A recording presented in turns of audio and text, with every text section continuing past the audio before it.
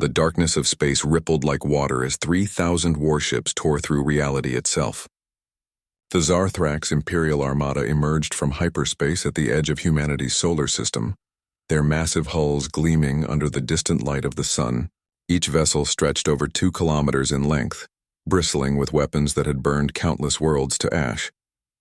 This was the pride of an empire that had ruled the galaxy for 2,000 years. Admiral Krelvoth stood on the bridge of his flagship, the Eternal Dominion, watching the blue planet grow larger on his view screen. His 4 eyes studied the primitive world with barely concealed contempt. Earth, Sol 3 in the Imperial catalog, a backwater rock inhabited by a species so technologically inferior that they still used chemical propulsion to leave their own atmosphere. This would be the easiest conquest of his career. The Admiral's communications officer approached, her scales shimmering with nervous energy. She handed him a data tablet containing everything the Empire had learned about humanity over the past 50 years of observation. Krelvoth scrolled through the information with growing amusement. No energy shields, no plasma weapons, no faster-than-light travel. These creatures had barely made it to their own moon and back. They were still fighting each other with crude kinetic weapons and explosives. "Send the standard ultimatum," Krelvoth ordered, waving one of his 3-fingered hands dismissively. "Inform them they have 72 hours to surrender. Not that it matters. They have nothing that could threaten even our smallest escort ship." The message was transmitted in 47,000 galactic languages, as Imperial protocol demanded. It was a simple message that the Zarthrax had sent to hundreds of worlds before. Surrender all military assets. Dismantle all governments. Prepare for integration into the Empire. Resistance would result in complete planetary sterilization. The Empire did not make empty threats. On Earth, deep inside a mountain in North America, alarms began screaming. The North American Aerospace Defense Command had detected the massive energy signatures the moment the Imperial fleet dropped out of hyperspace. Within minutes, emergency protocols activated across the planet. Military bases went to full alert. Government leaders were rushed to secure locations. Civilian populations watched in confusion and growing fear as news broadcasts were interrupted with breaking alerts. President Chen of the United Earth Council sat in an emergency session with military commanders and world leaders from every nation. The huge screen before them showed the alien fleet, their positions calculated by every telescope and sensor array humanity possessed. 3,000 ships, each one larger than anything humanity had ever built. The room was silent except for the quiet beeping of computers and the nervous breathing of people who suddenly realized they were not alone in the universe. "We're receiving a transmission," the communications director announced, her voice shaking slightly. "It's being broadcast on every frequency we use. They're demanding our surrender." Secretary General Okonkwo listened to the translation, his face growing darker with each word. When the message ended, he looked around the table at the representatives of humanity's nations. For the first time in history, every flag on Earth represented the same team. Every soldier served the same cause. Every leader faced the same enemy. "How long do we have?" Chen asked. 72 hours, ma'am," replied General Martinez, commander of the United Defense Forces. "After that, they'll attack." President Chen stood and walked to the massive screen showing the alien armada. Her reflection overlapped with the image of the enemy ships. She thought about the billions of people on Earth, going about their lives unaware that in 3 days everything might end. She thought about the centuries of human history, the art and music and literature, the children playing in parks, the old couples holding hands, all of it potentially gone because some alien empire decided Earth belonged to them. "Send them a response," Chen said quietly. "Tell them we decline their generous offer." "Ma'am?" General Martinez looked shocked.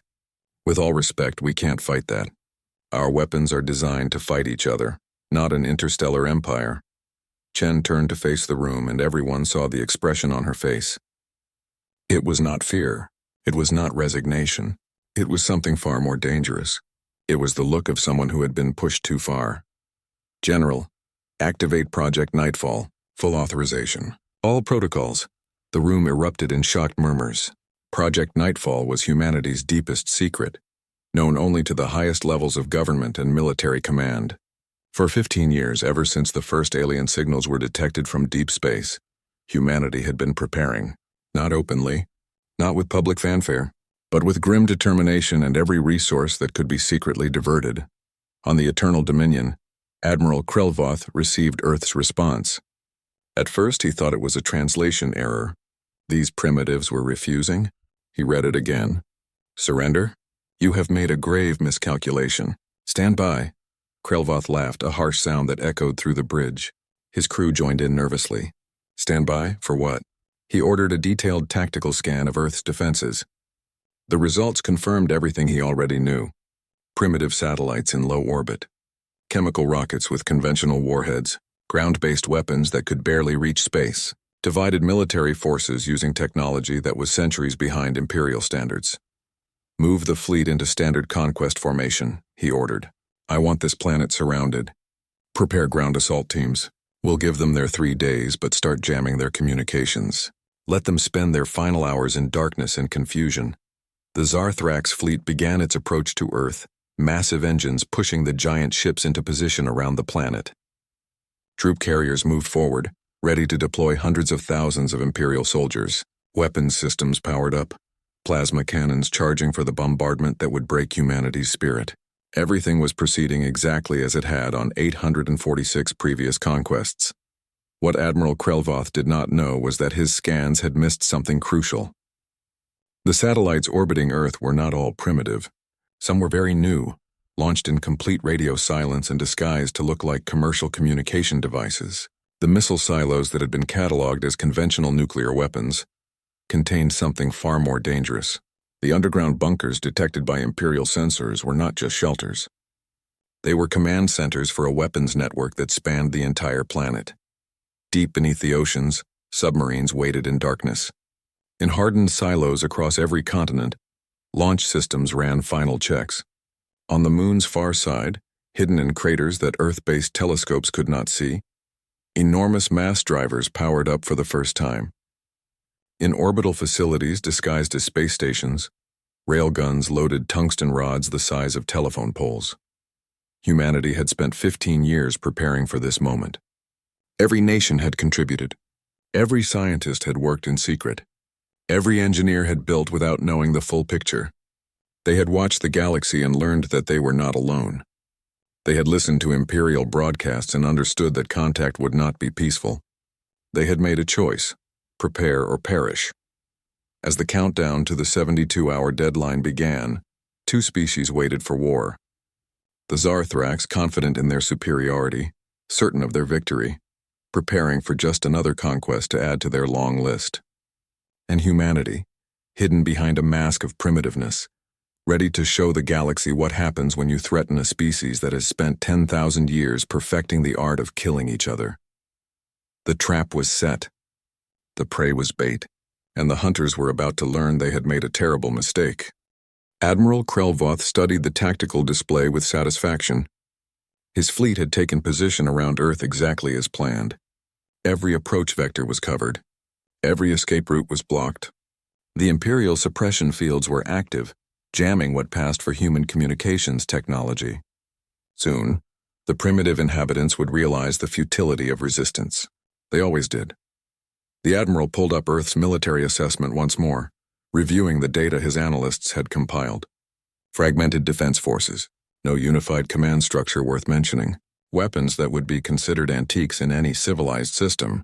The humans possessed nuclear weapons, yes, but primitive fission devices that could be intercepted or absorbed by Imperial shields. Nothing that could threaten ships designed to withstand plasma cannon fire and meteor impacts at relativistic speeds. Sir, we're detecting increased energy signatures from the surface, his sensor officer reported. Multiple launch facilities are powering up. Krelvoth barely glanced at the display. Expected. They'll want to make some gesture of defiance before accepting reality. Let them fire their missiles. It will save us the trouble of destroying those facilities later. What the Admiral did not understand was that humans had been studying Imperial technology for 15 years. Every broadcast the Zarthrax had sent into space, every energy signature their ships had leaked while conquering other worlds, every bit of information humanity could gather had been analyzed, dissected, and used. Human scientists had learned how Imperial shields worked, where their weaknesses lay, and most importantly, what weapons the Zarthrax had never encountered before. The countdown reached 0. The 72 hours expired. Krelvoth gave the order to begin the invasion, confident it would be over in hours. The first wave of Imperial landing craft separated from their carriers and began descending toward Earth's atmosphere. Troop transports followed, carrying soldiers who expected little resistance. That was when everything changed. The satellites orbiting Earth suddenly came alive. What had appeared to be simple communications equipment shed their disguises. Panels opened, revealing weapons that should not have existed on a pre-spaceflight world. Railguns, powered by compact fusion reactors that humanity had developed in secret, began firing. Tungsten rods, accelerated to incredible speeds, streaked toward the Imperial fleet. Krelvoth watched in confusion as the first projectiles approached his ships. His shields would stop them easily, except they did not. The kinetic impactors, traveling at a significant fraction of light speed, punched through energy barriers designed to disperse plasma bolts. They smashed into hull armor with the force of small nuclear weapons. Ships that had survived battles against the Empire's greatest enemies were torn open like paper. "What are those?" Krelvoth shouted, staring at the tactical display in disbelief. "Those are not chemical rockets." More weapons activated. Hidden facilities on Earth's surface opened, revealing missile silos that contained nothing conventional. Nuclear-pumped X-ray lasers detonated in orbit, their focused beams slicing through Imperial ships at the speed of light. The Zarthrax had never encountered such weapons. Their shields were useless against them. Directed energy weapons that had been developed in complete electromagnetic silence now fired from ground installations. Particle beams, masers, and laser arrays that could burn through starship hulls focused on the landing craft. The troop carriers, designed to withstand atmospheric entry, were not built to handle weapons that could cut through their armor like a welding torch through butter. They began exploding, raining debris across Earth's atmosphere. "All ships, evasive maneuvers," Krelvoth ordered, but his massive fleet was not built for agility. The ships had been positioned for bombardment, not combat. They were perfect targets for weapons they had never trained to avoid. From the oceans, submarines launched missiles that split apart in the upper atmosphere. What emerged were not explosive warheads but swarms of smaller munitions, each guided by its own artificial intelligence. The Imperial point defense systems tried to track them, but there were too many, moving too unpredictably. They found gaps in the defensive fire and struck shield generators and engine systems with surgical precision. The moon itself opened up like a flower. What had appeared to be craters revealed themselves as camouflaged installations. Massive electromagnetic launchers, built in complete secret on the lunar far side, began firing. Projectiles the size of school buses, accelerated by kilometers-long launch rails, crossed the distance to the Imperial fleet in seconds. Ships that had survived the initial barrage now found themselves under attack from multiple directions. Krelvoth's bridge erupted in chaos. Damage reports flooded in from across the fleet. 50 ships destroyed, 100, 200. The numbers kept climbing. Ships that had existed for centuries, veterans of countless campaigns, were being torn apart by a species that was not supposed to have any real weapons at all. "Return fire," the Admiral screamed. "All plasma cannons target those surface installations." The Imperial fleet began firing back, massive bolts of superheated plasma streaking toward Earth. Some struck their targets, carving enormous craters into the planet's surface. But for every human installation destroyed, 5 more activated. Humanity had not built a few secret weapons. They had militarized their entire planet. What made it worse was that the human weapons kept changing tactics. Just when the Imperial computers adapted to one threat, another appeared. Missiles that seemed to miss their target suddenly vectored back around for another pass. Drones that appeared to be destroyed released smaller drones that attacked from unexpected angles. Human forces were not fighting by any recognizable doctrine. They were improvising, adapting, using tactics that no computer could predict because they were being invented in real time. A human voice suddenly cut through the Imperial communications jamming. It was being broadcast on every frequency the Zarthrax used. Admiral Okafor, commander of Earth's defense forces, spoke calmly as her world fought for its survival.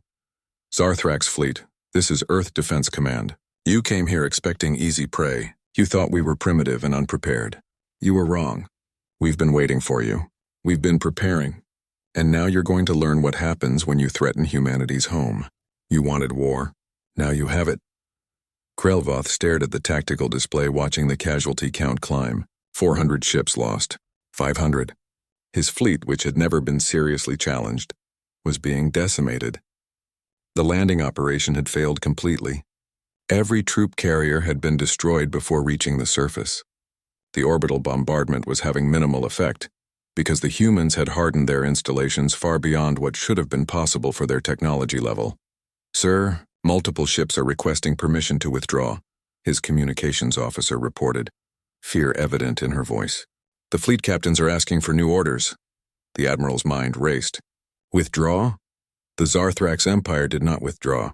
In 2,000 years, no Imperial fleet had ever retreated from a single planet species. But the alternative was staying here and watching his entire armada be destroyed by weapons that should not exist, used by a species that fought with creativity and viciousness he had never encountered.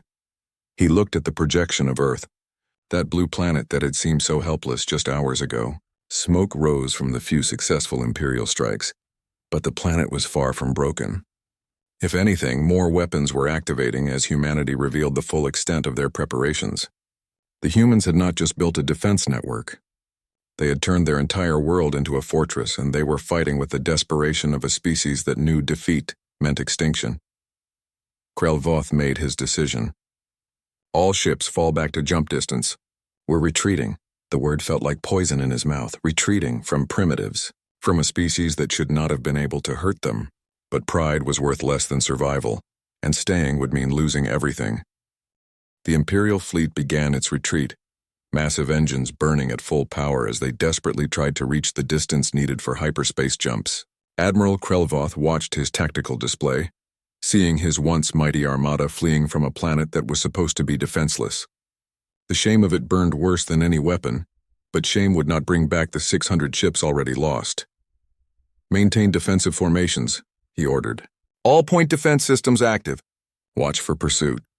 His sensor officer looked up from her station, confusion clear on her face. "Sir, we're detecting multiple contacts emerging from the asteroid belt. Unknown configuration. They're on an intercept course." Krelvoth felt his blood turn cold. "What? That's impossible." "Our intelligence showed no human presence beyond their moon." The tactical display updated, showing dozens of new contacts. They were ships, but unlike anything in the Imperial database.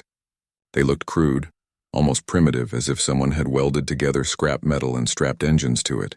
But they were moving fast, faster than they should have been able to, and they were positioning themselves between the fleeing Zarthrax fleet and open space.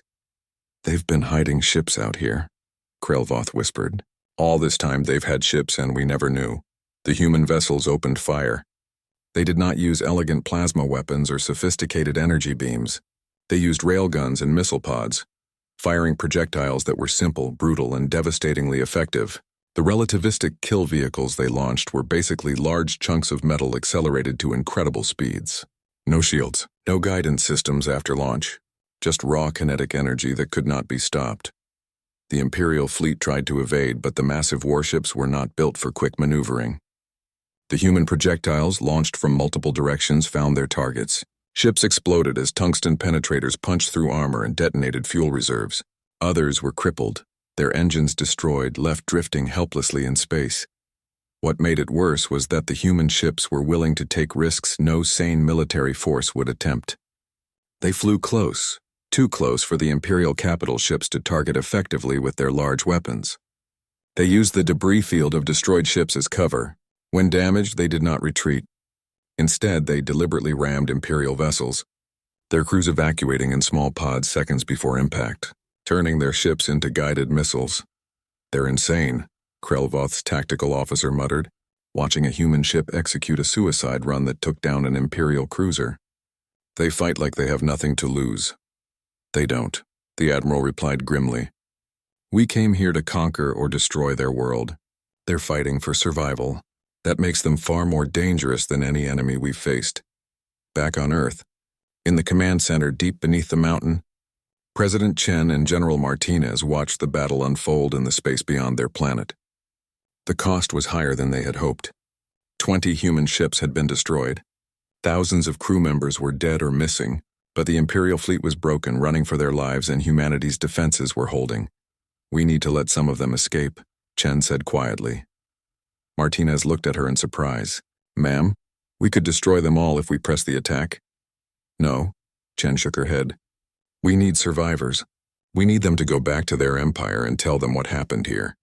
We need the galaxy to know that Earth is not easy prey. Admiral Okafor, commanding the defense forces from the bridge of the orbital platform Fortress Prime, received the order and reluctantly pulled back her ships. She understood the logic, but part of her wanted to chase down every last Imperial vessel and make them pay for threatening her world. Instead, she watched as 153 damaged Zarthrax ships managed to reach jump distance and vanish into hyperspace. The rest would never leave Earth's solar system.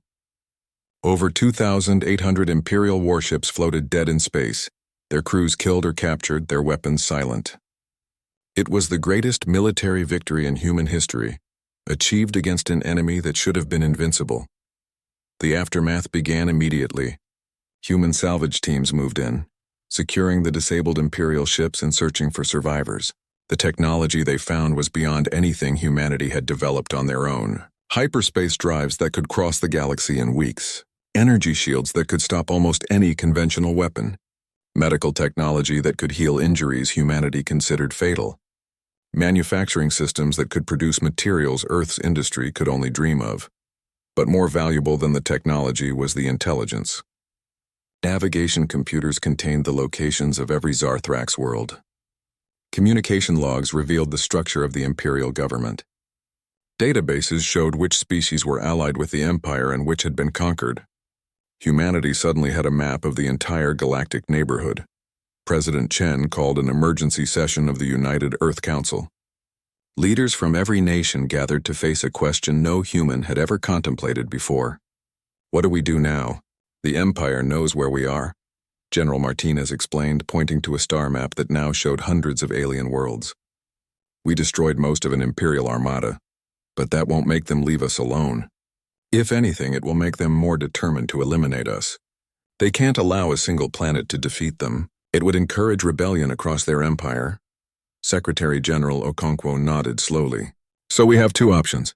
We can fortify Earth and hope we can defeat the next attack, or we can take the fight to them before they're ready. The room fell silent. Taking the fight to an interstellar empire seemed impossible. Humanity had never sent people beyond their own moon until now. The idea of launching an invasion across light years of space was beyond anything they had imagined. We have their ships, Admiral Okafor pointed out. Damaged, yes, but our engineers are already figuring out how they work. We can learn from them. Build our own. The Zarthrax spent centuries perfecting their technology, but they stopped innovating. They fight the same way every time because it always worked before. We can do better. President Chen stood and walked to the holographic display showing Earth and the field of destroyed ships surrounding it. She thought about the 40,000 military personnel who had died defending their world. She thought about the 3 cities damaged by falling debris. She thought about the children who would grow up knowing that monsters existed in the darkness between stars. We've spent our entire history fighting each other, Chen said softly. Every human nation has refined warfare to an art. We've developed strategies and tactics for every situation. We've learned to improvise, to adapt, to win against superior forces through creativity and determination. The Zarthrax conquered an empire through superior technology. But technology can be copied, creativity cannot. She turned to face the council. For thousands of years we fought each other because we knew no other enemy. Today we learned that we're not alone and the galaxy is more dangerous than we imagined. Tomorrow we teach the galaxy what humanity does to those who threaten our home. We build ships, we train crews, and we take the war to the Empire before they can bring it back to us. The vote was unanimous. Humanity would go to the stars, not as explorers or diplomats, but as warriors defending their right to exist. The orbital shipyards that had built Earth's defense platforms were repurposed to construct warships. Engineers worked around the clock, combining salvaged Imperial technology with human innovation. What emerged was something the galaxy had never seen before. The ships were smaller than Imperial dreadnoughts, built for speed and maneuverability rather than overwhelming firepower. They looked rough, almost crude compared to the elegant Zarthrax designs. But they worked, and they were crewed by humans who had spent their entire evolutionary history learning how to kill effectively. 6 months after the Battle of Earth, 500 human warships prepared to depart from orbital dock. they were not perfect. Some systems were still experimental. The hyperspace drives were temperamental. The weapons mix was unconventional by galactic standards. But they were ready enough, and time was not a luxury humanity possessed. Admiral Okafor stood on the bridge of the UNSS Defiance, humanity's first true starship, and looked out at the fleet she would command. Behind them, Earth gleamed blue and green, still beautiful despite the scars of battle. Ahead lay the unknown enemy territory, and the most dangerous military campaign humanity had ever attempted. Her final message to Earth was broadcast worldwide. They expected us to surrender. We showed them defiance. They expected us to hide. We're bringing the war to them, for Earth, for humanity. We're going hunting. Emperor Zelmoth of the Zarthrax Empire sat upon his throne in the capital city of Threlnix, listening to the surviving officers describe the disaster at Earth. His 4 eyes narrowed with each detail. An entire armada destroyed, by primitives, by a species that should not have been capable of resisting at all. You expect me to believe, the Emperor said slowly, his voice dangerously quiet, that 3,000 Imperial warships were defeated by chemical rockets and nuclear bombs? Admiral Krelvoth, kneeling before the throne, kept his head down. Your Majesty, they had weapons we did not anticipate. Technology they should not possess. They fought with tactics we could not predict. Then you were incompetent, Zelmoth declared. Guards, take the Admiral away. Execute him for cowardice and failure. As Krelvoth was dragged from the throne room, the Emperor turned to his military council. This cannot stand. The Empire rules through strength and fear. If one planet can defeat us and live to tell about it, others will think they can do the same. Rebellions will spread.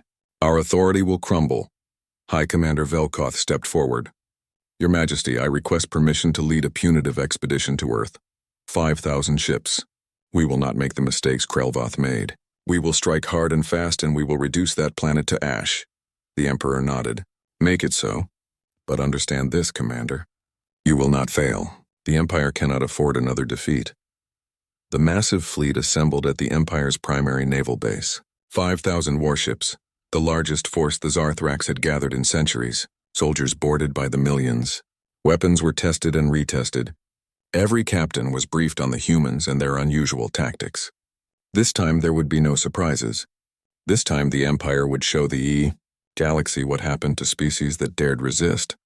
What the Empire did not know was that humanity's fleet had already departed Earth, while the Zarthrax prepared their massive armada. 500 human ships crossed the galaxy using captured hyperspace drives.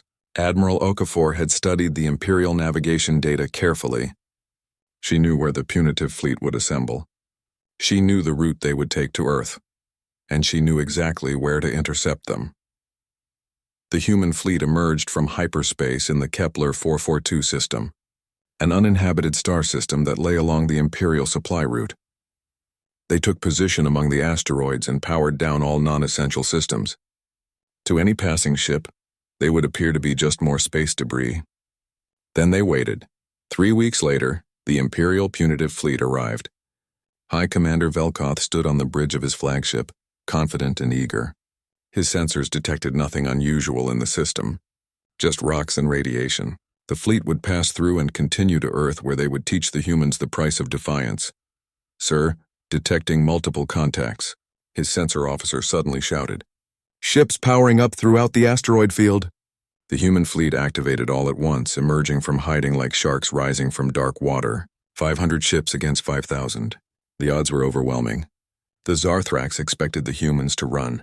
Instead, the human fleet attacked. What followed was not like any battle the Empire had ever fought. The humans did not maintain formation. They did not follow any recognizable tactical doctrine. Ships broke away in seemingly random directions, only to coordinate attacks from unexpected angles. They used the asteroids as cover, as weapons, sometimes even pushing large rocks toward Imperial ships to create additional chaos. Human vessels launched thousands of small drones that swarmed the Imperial fleet like angry insects. Each drone had minimal armor and weak weapons, but there were so many of them that the Zarthrax point defense systems could not track them all. They landed on Imperial hulls and began cutting through armor, targeting sensor arrays, communications equipment, and weapon systems. They're dismantling us piece by piece, Velkoth shouted, watching his ship suffer from 1,000 small cuts. "Focus fire! Destroy their capital ships." But the human capital ships refused to stay still. They accelerated hard, decelerating harder, changing direction in ways that stressed their crews but made them nearly impossible to target with the slower Imperial plasma cannons. When cornered, they did something no rational commander would do. They charged directly at the Imperial dreadnoughts. A human destroyer, its hull scarred and burning, accelerated toward Velkoth's flagship. The commander watched in disbelief as the ship's crew evacuated in small pods, leaving the vessel on autopilot. It struck the flagship's shields at tremendous speed, overloading them momentarily. In that instant, human missiles punched through the gap and struck the flagship's bridge. Velkoth found himself on the backup bridge, his primary command center destroyed, his confidence shattered. These humans fought without regard for cost or convention. They turned their own ships into weapons. They sacrificed pieces to win the larger game. It was like playing a strategy game against an opponent who did not know the rules, and therefore made moves that should not work, but somehow did. The battle raged for 16 hours. The human fleet took terrible casualties. Ships exploded, others limped away with critical damage. Bodies drifted in space. Crews who had given everything for a species that had just learned it was not alone in the universe. But they kept fighting with a ferocity born of desperation and determination. The Imperial fleet, despite its numerical superiority, began to falter. Ships that had fought together for decades found themselves unable to coordinate against an enemy that refused to be predictable. Crews that had conquered 100 worlds discovered that conquering and surviving were different things. Fear spread through the fleet like a virus. When the last human ship finally withdrew, badly damaged but still mobile, the Imperial fleet had lost 3,000 ships. The humans had destroyed more than half the punitive expedition without possessing anywhere near equivalent firepower. They had done it through tactics, through creativity, through sheer bloody-minded refusal to fight fair. Velkoth looked at what remained of his once mighty fleet. 2,000 ships, many damaged, their crews exhausted and demoralized. He thought about continuing to Earth, about completing his mission. Then he thought about what would happen if he arrived with this depleted force and found Earth's defenses still intact. "We're returning to Imperial space," he announced quietly. "Send word to the Emperor. The humans are more dangerous than we believed." The news reached Thrallnix days later. Emperor Zelmoth received the report in stunned silence. 2 major fleets destroyed, 8,000 warships lost, the largest military disaster in Imperial history, and all of it at the hands of a species that had only just learned faster-than-light travel. Across the Empire, on conquered worlds where subjugated species lived under Zarthrak's rule, whispers began to spread. Earth had defeated the Empire. Twice.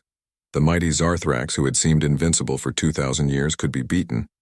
Maybe, other species thought, maybe they did not have to accept Imperial rule forever. On the planet Kelvar IV, a world conquered 3 centuries earlier, resistance fighters gathered in secret. They had lived their entire lives under occupation, told that rebellion was futile, that the Empire could not be challenged. Now they knew differently. If humans could fight back, so could they. Similar thoughts occurred on dozens of worlds.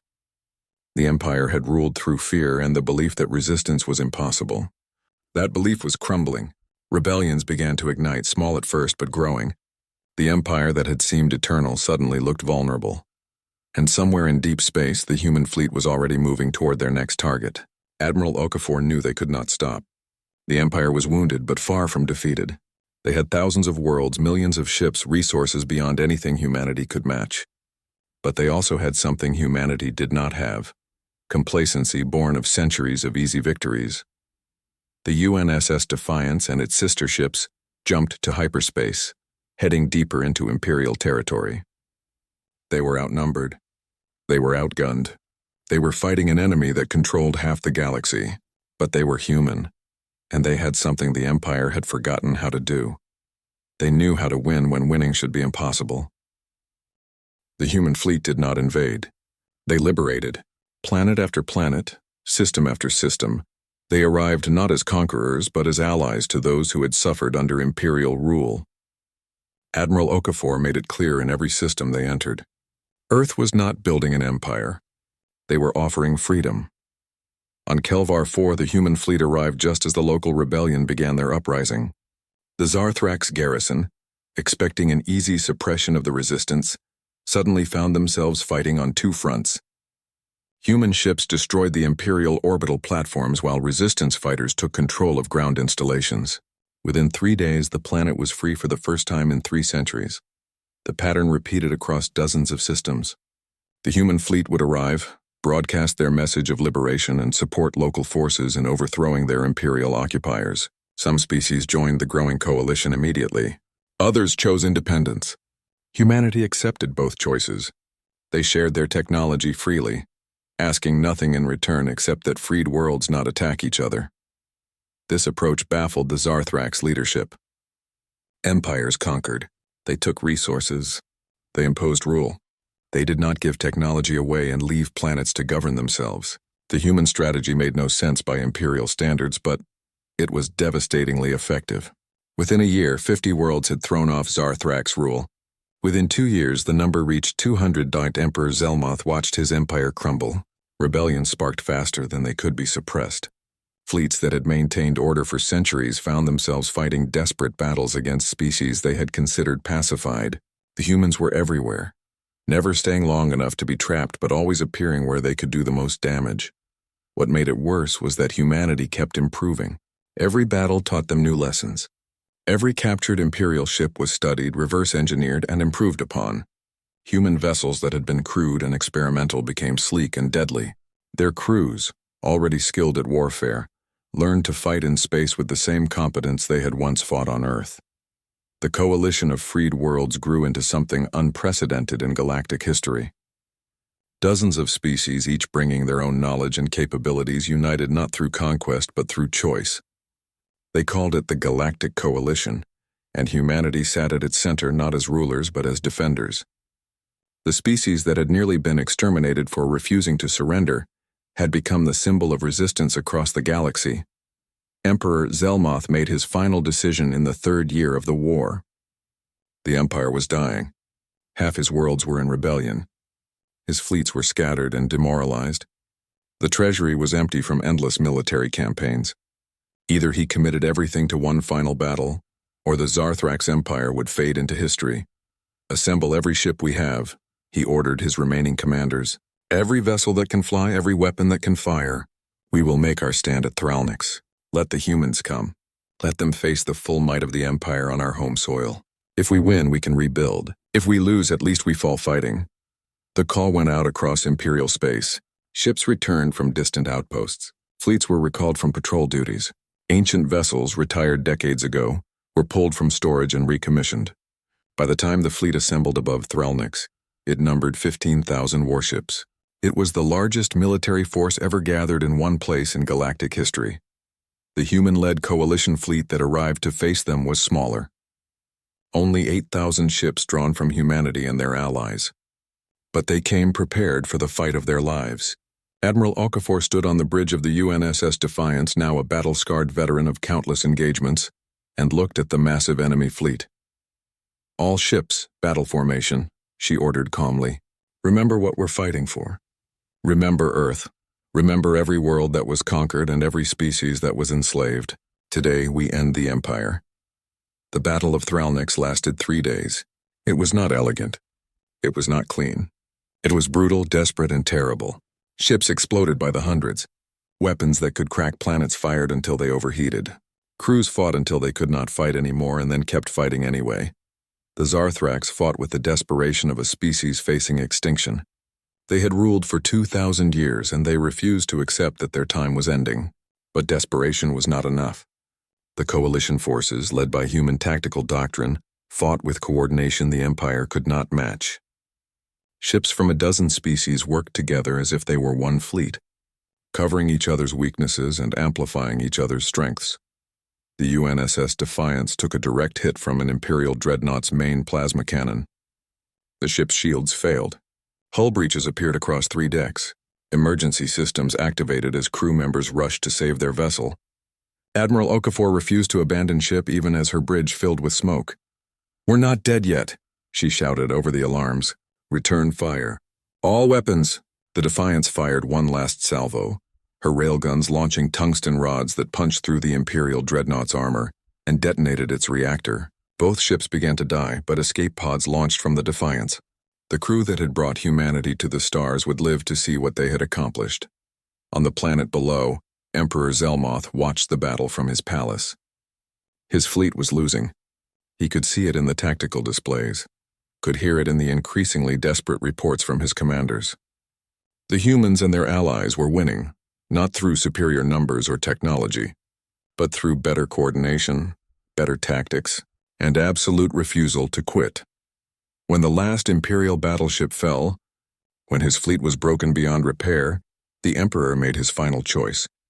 He could flee, hide somewhere in the galaxy, maintain the illusion that the Empire still existed, or he could accept reality and end this war before more people died. He opened a communication channel to the Coalition fleet. "This is Emperor Zelmoth of the Zarthrax Empire. I surrender. I surrender the Empire, the throne, and all Imperial territories. No more, the war is over." Across the galaxy, fighting stopped. Imperial garrisons laid down their weapons. Occupation forces withdrew. Species that had lived under Zarthrax rule for centuries suddenly found themselves free. The empire that had dominated the galaxy for 2 millennia collapsed in a single day. The war crimes trials took months. Emperor Zelmoth and his commanders were judged by representatives from every species they had conquered. The verdict was unanimous. Guilty of crimes against sentient beings, the Emperor accepted his sentence without protest. He had ruled an empire and watched it fall. There was nothing left to say. 3 years after an Imperial Armada had arrived at Earth expecting easy conquest, Admiral Sarah Okafor returned home. She walked with a limp now, injury from the Battle of Thralnix that no amount of alien medical technology could fully heal. She stood on Earth, looking up at orbital platforms that had been built to defend humanity and were now building ships to protect the entire coalition. A reporter asked her the question that everyone wanted answered. "Admiral, what made humanity different? How did we do what no other species could?" Okafor considered the question carefully. She thought about every battle, every victory, every ship that had not come home. She thought about the crews from a dozen species who had fought together. She thought about Earth, that blue planet that had refused to surrender even when surrender seemed rational. Every other species the Empire encountered had something in common. She finally said, they were at peace when the Empire arrived. They had developed space travel through cooperation and exploration. They were not prepared for war because war was not what they knew. She paused, looking up at the stars that humanity now walked among. We were different. We'd spent 10,000 years fighting each other. We'd perfected every form of warfare. We'd learned to win against superior forces through tactics and creativity. The Zarthrax thought they were attacking a peaceful, primitive world. They were wrong on both counts. Okafor smiled, and it was not a happy expression. It was the smile of someone who had seen the worst the galaxy could offer and survived. They didn't strike Earth. They poked a species that had been preparing for war since we learned to make fire. They thought we were prey. We showed them we were predators. And we taught the galaxy what happens when you threaten humanity's home. The Galactic Coalition grew from that foundation. Earth remained humanity's home, but humans now lived on hundreds of worlds. The coalition itself included over 300 species, each free to govern themselves, united only by mutual defense and cooperation. It was imperfect, messy, and sometimes chaotic. It was also the most successful multi-species government in galactic history. On Earth, in the Museum of Human History, they placed a memorial. It listed the names of every person who died defending Earth and fighting for the coalition. 40,000 names from the Battle of Earth, hundreds of thousands more from the 3-year war. At the top, a simple inscription that had become humanity's motto as they walked among the stars. Never again. Never unprepared. Never alone. Humanity had reached the stars not as explorers or diplomats, but as warriors defending their right to exist. They had faced an empire that should have crushed them, and instead burned that empire to ash.